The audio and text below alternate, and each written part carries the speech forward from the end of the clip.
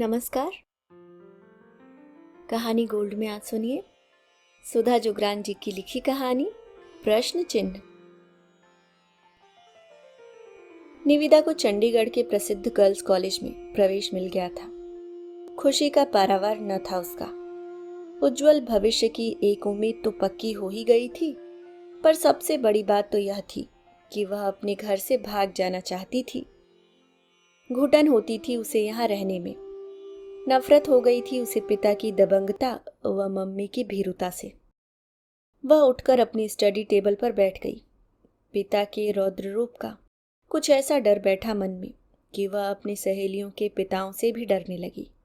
कोई ऊंची आवाज में उससे कुछ पूछ लेता तो उसके मुंह से शब्द नहीं निकल पाते। ऐसी स्थिति उसके साथ अक्सर आती। उसकी सहेलियां अक्सर उसका मजाक उड़ा देती। कब तक बच्ची बनी रहेगी। मम्मी का कभी सिर फूटा होता, कभी गालों पर थप्पड़ों के निशान होते, कभी पीठ पर मारे जाने के नील पड़ जाते। मम्मी को तो लंबे समय तक नाराज या बोलचाल बंद रखने का भी कोई अधिकार नहीं था। पापा से अधिक मुंह फुलाकर बात करना भी उन्हें भारी पड़ जाता। वे और पिट जाती। अगर पिटती नहीं तो खाने की थाली फिकती या घर की कोई चीज टूटती। पर घर का वातावरण हमेशा तनावपूर्ण बना रहता कि उसमें सांस लेना दूभर हो जाता। बचपन की याद आते ही निविदा का मन कड़वाहट से भर गया। उसे याद आया कि क्लास में टीचर अचानक खड़ा करके कोई प्रश्न पूछ ले तो उत्तर आते हुए भी वह बता नहीं पाती थी, और अगर टीचर ने डांट दिया तो उसकी बोलती अगले कई दिनों के लिए बंद हो जाती थी। वह चाहते हुए भी बातचीत शुरू नहीं कर पाती थी। उसकी ऐसी कई स्थितियां देखकर प्रिंसिपल जब तब उसकी मम्मी को बुला भेजती थी, पर मम्मी बेचारी भी क्या करती।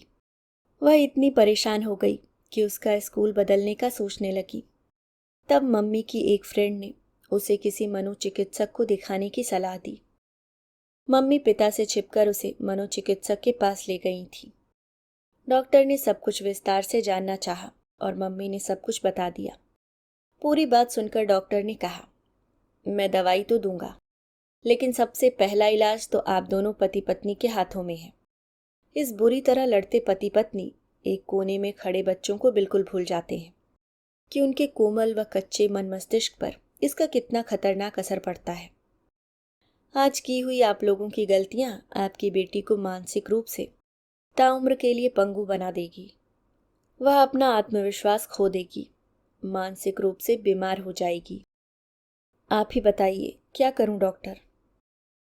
मेरे ख्याल से बच्ची के भविष्य के लिए आपको अपने पति से अलग हो जाना चाहिए। यह कैसे होगा डॉक्टर। बच्ची का भविष्य बनाने के लिए पैसा भी तो चाहिए। मायके से भी कोई सहारा नहीं है मुझे। मम्मी हताश होकर बोली थी। डॉक्टर हार कर चुप हो गए थे। डॉक्टर से दवाइयां लिखवाकर मम्मी उसे घर ले आई थी। उसके बाद मम्मी उसका अतिरिक्त ख्याल रखने लगी थी। बड़ी होते होते वह समझने लगी थी कि उसे समेटने में, अतिरिक्त भावनात्मक सुरक्षा देने में मम्मी भी किस कश्मकश व अंतर्द्वंद के दौर से गुजरती थी। एक तरफ गुस्से से दहाड़ता पति, दूसरी तरफ डर से कांपती बेटी। मम्मी को खुद को कितना जोड़ना पड़ता था उसे टूटने से बचाने के लिए। मम्मी बस उसे उठते बैठते पढ़ाई पर ध्यान लगाने के लिए समझाती रहती, कुछ बड़ा करने के लिए प्रेरित करती। देख बेटा, बहुत कुछ हासिल कर सकती है तू अपनी शिक्षा के बल पर। अपने पैरों पर खड़ा होना, और वो भी इतनी मजबूती से कि कोई तुझे धक्का ना दे सके। बस तू पढ़ाई में अपना तन मन लगा दे। और उसने खुद को किताबों में डुबो दिया।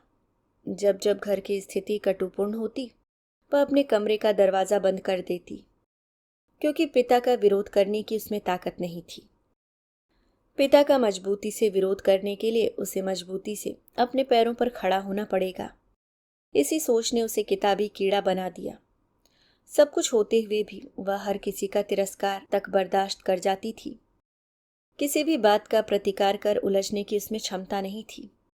लड़ाई झगड़े या बहसबाजी से वह बहुत डरती थी। 12वीं में उसने 97% मार्क्स लिए। मम्मी ने तो खुश होना ही था, पर पापा ने भी बहुत शाबाशी दी। बेटी की प्रगति से वो खुश तो होते थे, पर वे उसका खो क्या रहे हैं यह नहीं समझते थे। लड़कियों के मामले में उसके पिता आज भी दकियानूसी विचारों के थे। लड़कों से दोस्ती, खुली या छोटी पोशाक पहनना, बातचीत में खुलापन, बड़ों से हर विषय पर बातचीत, लड़की का मुंह उठाकर कुछ भी जोर से बोल देना, देर तक सहेली के घर रुक जाना, उनकी दृष्टि में आज के जमाने में भी संस्कारहीन रवैया था। ऐसे ही बहुत से कारण थे जिससे वह इस बंदी गृह से भागकर खुली हवा में सांस लेना चाहती थी। आखिर मम्मी पापा उसे चंडीगढ़ छोड़ आए और उसका प्रवेश कॉलेज में हो गया। लेकिन उसकी मुश्किलें यहाँ भी कम न हुई। पीजी हॉस्टल में उसे रूममेट के नाम पर जिस लड़की का साथ मिला वह उससे बिल्कुल उलट थी। मालिनी अति विश्वासी, बिंदास, टॉम बॉय टाइप की, पढ़ने में औसत, एक हॉकी प्लेयर थी जिसका प्रवेश इस कॉलेज में स्पोर्ट्स कोटे से हुआ था। कमरे में पहले निविदा ने अपना सामान रखा, बाद में मालिनी आई थी। 5 फीट 7 इंच लंबी, पैंट शर्ट पहने, बॉय कट हेयर और लड़कों जैसे बेबाक हाव भाव व बातचीत देखकर निविदा पहले ही दिन घबरा गई। कहाँ फंस गई, यह तो पढ़ने भी नहीं देगी। उसने अपना कमरा बदलवाने की कोशिश भी की पर सफल न हो सकी। क्या बात है, कमरा बदलवाने गई थी? मुझसे डर लगता है, खा जाऊंगी क्या? नहीं तो। निविदा उसकी बेबाक उक्ति से सूखे पत्ते सी कांप गई। तो फिर? वह एक पैर कुर्सी के हत्थे पर रखती हुई बोली। नहीं, बस मैं तो ऐसे ही। क्या कमरा बदलना है? वह उसके कंधे पर हाथ रखते हुए देख लेने वाले अंदाज में बोली। तो बदलवा देती हूँ। नहीं तो। ठीक है तो फिर, फिक्र मत कर। वह कंधा थपथपाते हुए बोली। अब चल जरा, मेरा सामान खोल और मेरी अलमारी में लगा दे। मैं? हाँ, तो और कौन? पिघल जाएगी क्या मेरा सामान लगाने में? वह धमकाने वाले अंदाज में बोली। निविदा आगे कुछ नहीं बोली। चुपचाप मालिनी का सामान निकालकर अलमारी में लगाने लगी। कमरा छोड़कर जाए भी कहाँ? यहाँ हॉस्टल में ये दबंग लड़की उसे रहने नहीं देगी और घर जाना नहीं चाहती। मालिनी का बिस्तर ठीक करना, कपड़े धोना, प्रेस करना, मतलब कि उसके सभी जरूरी कार्य करना उसकी दिनचर्या में शामिल होने लगे। तिस पर भी मालिनी उसे चैन से रहने दे तब तो। कभी वह कमरे में दोस्तों का जमघट लगा देती, कभी फोन पर जोर जोर से बात करती, कभी मोबाइल पर गाने सुनती, कुछ नहीं तो जबरदस्ती उससे बेफालतू की बातें करती। वह तभी चैन से पढ़ पाती जब मालिनी कहीं खेलने गई होती। मालिनी क्लास में भी उसकी दोस्ती किसी दूसरे से नहीं होने देती। उसकी दबंगता की वजह से दूसरी लड़कियां निविदा के आसपास भी नहीं फटकती। मालिनी उससे मनचाहा व्यवहार करती। उसका दब्बूपन उसके लिए कुतूहल का विषय था। ऐसी लड़की पढ़ने में इतनी होशियार कैसे थी? उसे इस कॉलेज में प्रवेश मिल गया। मालिनी की हरकतों की वजह से निविदा भी फंसकर कई बार डांट खा जाती थी।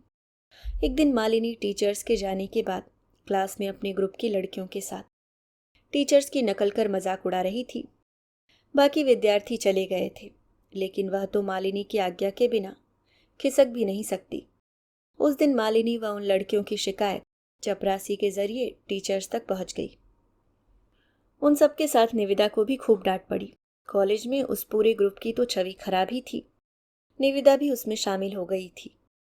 उनके क्लासरूम के आगे स्टाफ रूम पड़ता था, जहां से निकलकर जाने में टीचर्स की नज़र विद्यार्थियों पर पड़ जाती थी। दूसरे दिन मालिनी व उसकी ग्रुप की लड़कियां क्लासरूम के पीछे की खिड़की से कूदकर एडल्ट मूवी देखने की योजना बना रही थी।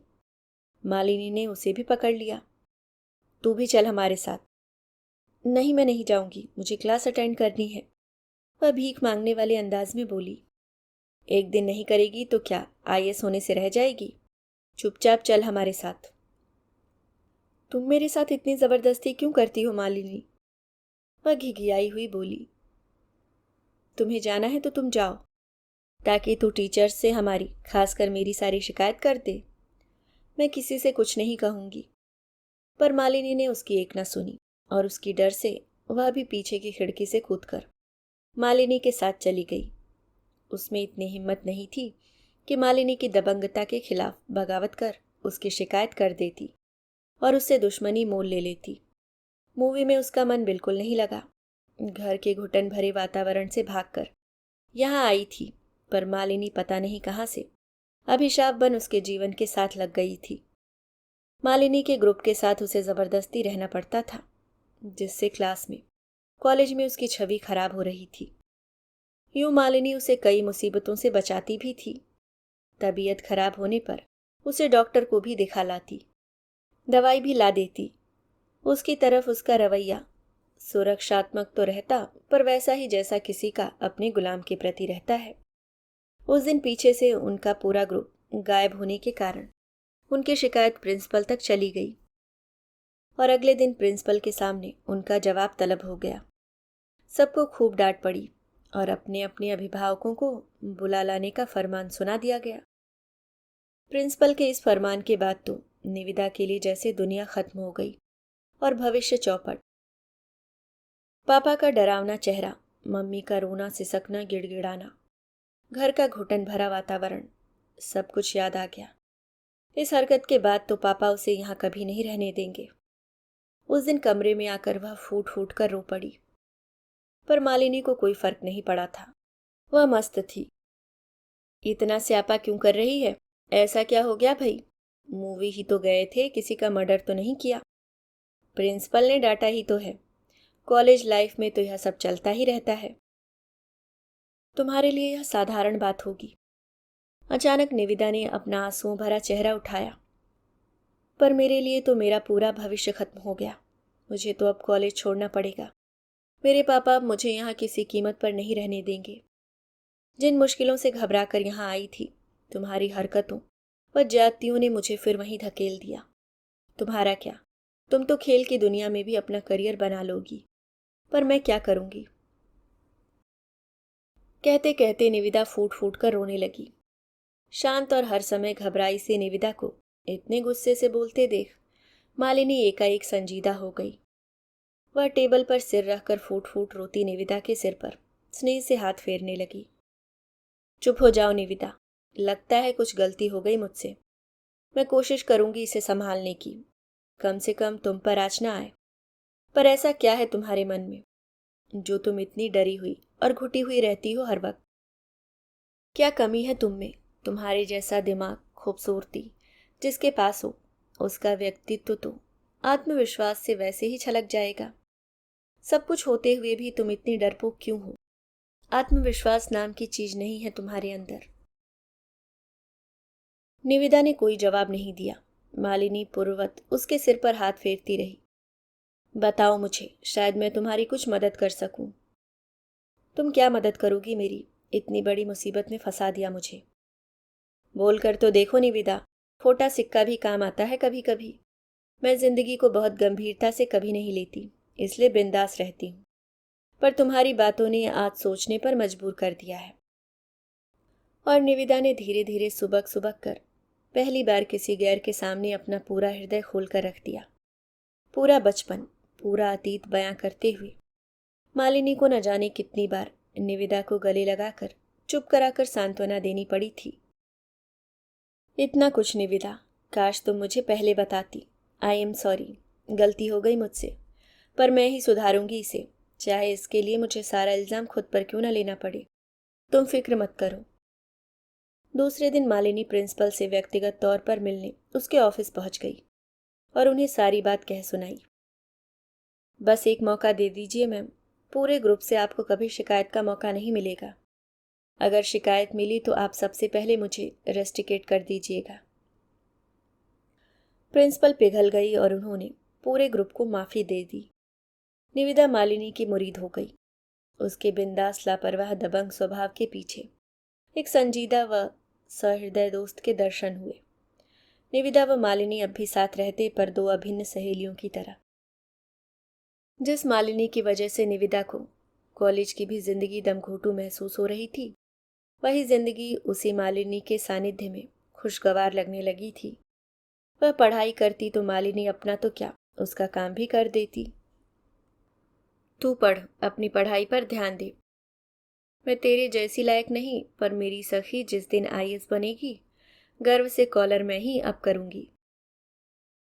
वो मौका तुझे भी मिलेगा मालिनी, जिस दिन खेल की दुनिया में तू नाम रोशन करेगी। दोनों सहेलियां दिल से एक दूसरे के नजदीक आ गई थीं। प्रथम वर्ष के इम्तिहानों के बाद विद्यार्थी छुट्टियों में अपने अपने घरों को चल दिए। निविदा भी दुखी मन से अटैची पैक करने लगी। अपने घर जाने का मन मालिनी का भी नहीं हो रहा था। मैं भी तेरे साथ घर चलती हूँ निविदा। कुछ दिन तेरे साथ रहूंगी, फिर कुछ दिनों के लिए घर चली जाऊंगी, या फिर तू मेरे साथ चले चलना कुछ दिनों के लिए। मालिनी घबरा गई। मालिनी की बेबाकी घर में क्या नया गुल खिला सकती है वह जानती थी। उसने कई तरह के बहाने लगाए और सुबह की बस से अपने घर चली गई। घर पहुंचे अभी निविदा को 2-3 दिन ही हुए थे कि एक दिन शाम को बिना किसी पूर्व सूचना के मालिनी उसके घर पहुंच गई। कौन हो तुम? एक अजनबी लड़की को दरवाजे पर बैग और अटैची के साथ खड़े देखकर मालिनी के पापा बोले, नमस्ते अंकल, नमस्ते आंटी। मैं मालिनी हूँ, निविदा की बेस्ट फ्रेंड और उसकी रूममेट। तब तक निविदा बाहर आ गई। मालिनी को देखकर वह बुरी तरह चौंक गई। मालिनी, तू मुझे बोलकर आई थी मम्मी पापा के साथ साउथ घूमने जाना है, पर मैं समझ गई थी तू झूठ बोल रही है, इसलिए आ गई। मालिनी बेबाकी से बोली। उसकी बोलचाल चाल ढाल उसके व्यक्तित्व से लग रहा था जैसे घर में एक तूफान आ गया है। उसकी हरकतें देखकर निविदा व उसकी मम्मी सुलेखा अपने में सिमट रहे थे और निविदा के पापा त्योरियां चढ़ाए आश्चर्य से उस संस्कारहीन लड़की को देख रहे थे जिसमें सौम्यता नाम की चीज नहीं थी। मालिनी, तू क्यों, मेरा मतलब तू कैसे आ गई? सकपकाई निविदा बोल पड़ी। अरे ऐसे क्या घबरा रही है, तेरे साथ छुट्टियां बिताने आई हूं कुछ दिन। वह उसके पीठ पर एक हाथ मारती हुई बोली। चल मेरा सामान अंदर रख और बाथरूम स्लीपर लेकर आ। आंटी जी कुछ खाने पीने का इंतजाम कर दीजिए, बहुत भूख लगी है। सुलेखा किचन में घुस गई। निविदा ने उसका सामान अंदर रखा और बाथरूम स्लीपर उठा लाई। तब तक मालिनी सोफे पर धंस चुकी थी। उसने आराम से जूते खोले, स्लीपर पहने। जा मेरे जूते भी कमरे में रखा और तौलिया निकाल देना मेरी अटैची से, कहकर वह वॉशरूम में घुस गई। निविदा के पापा यह सब देख रहे थे। निविदा के साथ उसका नौकरों जैसा व्यवहार उन्हें अखर गया। सुलेखा तब तक खाने के लिए पकौड़े बना लाई। मालिनी फ्रेश होकर टेबल पर आ गई। क्या बनाया आंटी? वाह पकौड़े, तू भी खा निविदा। वह खाते हुए बोली, क्या पकौड़े बनाए हैं आंटी? इस निविदा को भी सिखा दीजिए, कभी कभी पीजी हॉस्टल के रूम में कुकिंग कर लेते हैं।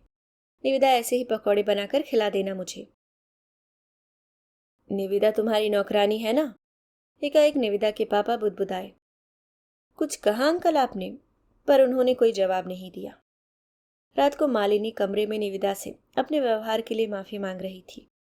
पर तू ऐसा कर क्यों रही है? मेरे पापा के मन में मेरी बेस्ट फ्रेंड की इमेज खराब हो जाएगी। तू देखती जा मैं क्या करती हूँ। दूसरे दिन नाश्ते की टेबल पर सब चुपचाप नाश्ता कर रहे थे, लेकिन मालिनी का घमासान जारी था। वह निविदा को किसी न किसी चीज के लिए किचन में दौड़ा रही थी। अच्छा, वह अखबार भी उठाकर देना तो निविदा जरा। निविदा ने अखबार लाकर उसे दे दिया। फ्रंट पेज पर समाचार समलैंगिक संबंधों पर कोर्ट की मुहर लगने को लेकर था। तुझे पता है ना निविदा, समलैंगिकता क्या होती है? एकाएक मालिनी बोली। निविदा के पापा के हाथ से टोस्ट छूटते छूटते बचा। इन बोर्ड विषयों पर डाइनिंग टेबल पर अपने सामने इतनी बेबाक उगती वे कभी नहीं पचा सकते थे। उन्होंने गुस्से की प्रचंड नजरों से निविदा की तरफ देखा। निविदा के काटो तो खून नहीं। चुप मालिनी, बाद में बात करेंगे, वह किसी तरह बोली। अरे बाद में क्या, देखना अंदर क्या समाचार छपा है। एक आदमी ने अपनी 3 बेटियों को रेप किया। कितने वहशी होते हैं ये पुरुष भी ना। अपनी शारीरिक क्षमता पर बहुत घमंड है इन्हें। औरत को कमजोर समझते हैं। औरत इनके लिए एक शरीर मात्र है। 2 टांगों के बीच भगवान ने इनको जो दिया है ना, उसके बल पर दुनिया रौंदने चले हैं। न रिश्ता देखते हैं, न उम्र, न समय देखते हैं, न परिस्थिति। हर तरह से औरत का इस्तेमाल करना, फायदा उठाना शगल है इनका। बीवी के रूप में भी औरत का शोषण करते हैं। कमजोर मानसिकता के खुद होते हैं और मारते पीटते सताते बीवियों को है। मेरा पति ऐसा करेगा तो हाथ पैर तोड़कर रख दूंगी। निविदा और सुलेखा सन्न बैठे रह गए। पापा के सामने मालिनी की ऐसी बेबाकी से निविदा की टांगों में कंपन होने लगी और कंपन बढ़ते बढ़ते उसके सारे शरीर पर छा गई। हाथ से दूध का ग्लास छूट गया। धड़ाक से कांच का ग्लास उसकी नाश्ते की प्लेट पर गिरा। ग्लास तो फूटा ही, नाश्ते की प्लेट भी नीचे गिरकर सब कुछ चारों तरफ बिखर गया। निविदा, पापा की क्रुद्ध दहाड़ गूंजी। तमीज नहीं है तुम्हें, इसलिए भेजा है तुम्हें घर से बाहर पढ़ने कि तुम समय देखो न जगह, कुछ भी डिस्कस करने लग जाओ। निविदा को लगा पापा का क्रोध आज या तो उसकी मम्मी को हलाल करेगा या उसे। लेकिन मालिनी इत्मीनान से थी। यह क्या निविदा, दूध पीती बच्ची है क्या अभी? चीजें गिराती रहती है और तू कांप क्यों रही है? हर वक्त कांपती रहती है, क्लास में, कॉलेज में, टीचर्स के सामने, लड़कियों के सामने। मैं सोचती थी तू वहीं कांपती है, डरपोक कहीं की। अंकल, इसे किसी मनोचिकित्सक को दिखाइए, डॉक्टर की जरूरत है इसे। मानसिक रूप से बीमार है आपकी बेटी। वह अखबार लपेट एक तरफ रखकर इत्मीनान से नाश्ता करते हुए बोली। निविदा के पापा गुस्से में नाश्ता पटक कर बाहर चले गए। लेकिन निविदा खुद को संयत नहीं कर पा रही थी। मालिनी के सामने तो पापा ने किसी तरह खुद को नियंत्रित कर लिया था, पर इसका खामियाजा उसे बाद में भुगतना पड़ सकता था। पापा के जाने के बाद मालिनी निविदा को खींचकर कमरे में ले गई और छाती से चिपका लिया। डर मत निविदा, तेरा डर ही तेरा दुश्मन है। अक्सर हमारे अंदर के डर का दूसरे फायदा उठाते हैं। तेरे घर का वातावरण और तेरे पापा के व्यवहार, क्रोध व ज्यादतियों ने तेरे अंदर डर भर दिया है और मैं तेरा यह डर दूर करके रहूंगी। निविदा देर तक मालिनी के कंधे पर सिर रखकर रोती रही। निविदा के पापा इस कुसंस्कारी, दिशाहीन, मगरूर वाचाल लड़की को जितना अपनी नजरों से दूर रखना चाहते, वह उतना ही उनके आसपास मंडराती रहती। निविदा मन ही मन मना रही थी कि मालिनी के रहते हुए घर में कोई अप्रिय स्थिति न खड़ी हो जाए। कहीं पापा मम्मी की धुनाई करके न अपना गुस्सा निकाल दें या फिर मालिनी को ही न कुछ उल्टा सीधा बोल दें। मालिनी को आए 1 हफ्ता होने वाला था। एक दिन एकाएक निविदा के फोन पर किसी लड़के के दोस्ताना मैसेज आने लगे। वह कोई गलत बात तो नहीं करता, पर उसकी प्रोफाइल फोटो पर बड़े प्यारे कमेंट करता, उसे दोस्त बनाने को उत्सुक दिखता। निविदा बहुत परेशान हो रही थी, न जाने कौन लड़का है। प्रोफाइल पिक्चर देखी तो काफी आकर्षक लगा। मालिनी से अपनी परेशानी कही। पता नहीं इसके पास मेरा नंबर कहाँ से आ गया, कहीं पापा को पता चल गया तो। अरे तू डरती क्यों है, कोई ऐसी वैसी बात तो नहीं लिख रहा ना? इस उम्र में दोस्ती वगैरह थोड़ा बहुत, ऐसी हल्की फुल्की बातें तो जायज़ हैं। लड़के लड़की की दोस्ती कोई बुरी बात तो नहीं। जब तक कुछ बुरा नहीं कर रहा चुप रह। सुनकर निविदा नहाने चली गई। मालिनी ने निविदा का मोबाइल उठाकर चुपचाप लॉबी में अखबार पढ़ते उसके पापा के सामने टेबल पर रख दिया। मैसेज लगातार आ रहे थे। लगातार बजती मैसेज टोन से परेशान उसके पापा ने निविदा का मोबाइल उठाया और चेक करने लगे। किसी लड़के के मैसेज निविदा के मोबाइल पर, वह भी ऐसे दिलकश अंदाज में। साथ ही उसने अपने कई फोटो भी भेजे हुए थे। उन्हें समझ नहीं आया कि पहले मोबाइल पटके या निविदा को, या फिर मालिनी को घर से निकालें। बस बहुत हो गई बाहर रहकर पढ़ाई। निविदा, सुलेखा, वे इतनी जोर से चिल्लाए कि घर की दीवारें भी तड़प कर भरभरा कर गिर जाएं। सुलेखा किचन से गिरती पड़ती बाहर निकल आई। अपने कमरे में बैठी निविदा को अपने पापा की इतनी ऊंची दहाड़ का कारण समझ नहीं आया, पर मालिनी को सब समझ आ रहा था। वह अपना सामान पैक कर चुकी थी। आज वह निर्णय ले चुकी थी, नाटक से पर्दा उठाना है। जा, तेरे पापा बुला रहे हैं। पर क्यों इतना गुस्सा? निविदा डर के कारण थर थर काँप रही थी। तूने फिर कुछ कर दिया क्या? कुछ नहीं किया मैंने, तू जा तो सही। उसने निविदा को कमरे से बाहर ठेल दिया। जी पापा, निविदा हकलाते हुए बोली। कौन है ये? कौन? ये लड़का। इसलिए भेजा है तुझे चंडीगढ़ कि तू लड़कों के साथ गुलछर्रे उड़ाए और ऐसी बिगड़ैल संस्कारहीन आवारा लड़कियों के साथ दोस्ती करे। कौन लड़का पापा? मुझे नहीं पता आप किसकी बात कर रहे हैं। पर पापा के हाथ में अपना मोबाइल देखकर निविदा का सिर चकरा गया। बुला अपनी उस सहेली को बाहर। बहुत हो गई बाहर रहकर पढ़ाई, अब तू यहीं रहकर पढ़ेगी। तेरी मम्मी के उल्टे सीधे अरमान है ये। यहाँ कॉलेज नहीं है क्या? पापा का गुस्सा देखकर वह थर थर काँप रही थी। सब कुछ समझ गई थी। मालिनी ने उसका भविष्य खत्म कर दिया था। मैं इस लड़के की रिपोर्ट करता हूँ अभी पुलिस में। ऐसा क्यों कर रहे हैं आप? पहले निविदा को आराम से बिठाकर पूछ तो लीजिए कौन है यह। सुलेखा बोली। तू चुप रह, तेरी सह पर ही बिगड़ी है। एकाएक निविदा के पापा का एक झन्नाटेदार थप्पड़ सुलेखा के गाल पर पड़ गया। तब तक मालिनी लॉबी में आ चुकी थी। यह क्या कर रहे हैं अंकल आप? शर्म आनी चाहिए आपको। वह गुस्से में बोली। तुम चुप रहो। मेरे परिवार के बीच में बोलने का तुम्हें कोई हक नहीं है। मेरी बेटी को बिगाड़ कर रख दिया है तुमने। नौकर बनाकर रखा है उसे इतने दिन से। निविदा के पापा भी उतने ही गुस्से में चिल्लाकर बोले। नीचे सुर में बात कीजिए अंकल मुझसे। निविदा की तरह दहाड़ सुनने की आदत नहीं है मुझे किसी की। मालिनी तैश में बोली। अभी आप मुझे संस्कारहीन कह रहे थे। आप में कौन से संस्कार हैं? निविदा को मैंने नहीं बिगाड़ा है, बल्कि मैं तो उसे मजबूत बनाना चाहती हूँ। बिगाड़ा तो आपने है उसका भविष्य। कभी सोचा है, जिस बेटी के मन मस्तिष्क में इतना डर भर दिया है, जो अपने ही घर में हर कदम पर हारती रहती है, वह घर से बाहर की दुनिया में कैसे जीतेगी? आज मेरा उससे नौकरों जैसा व्यवहार आपको चुभ रहा है, लेकिन आपने उसे जितना आत्महीन व डरपोक बना दिया है, कल जमाना दबाएगा उसे। विवाह के बाद आप जैसा ही कोई पुरुष उसका फायदा उठाएगा। कैसे लड़ेगी निविदा अपने जीवन की छोटी सी भी कठिनाई से, परेशानी से? हर जगह आप खुद तो नहीं खड़े रहेंगे ना उसके साथ। आंटी का जीवन नरक बना दिया आपने। आपकी पत्नी है ये, क्या कसूर है इनका?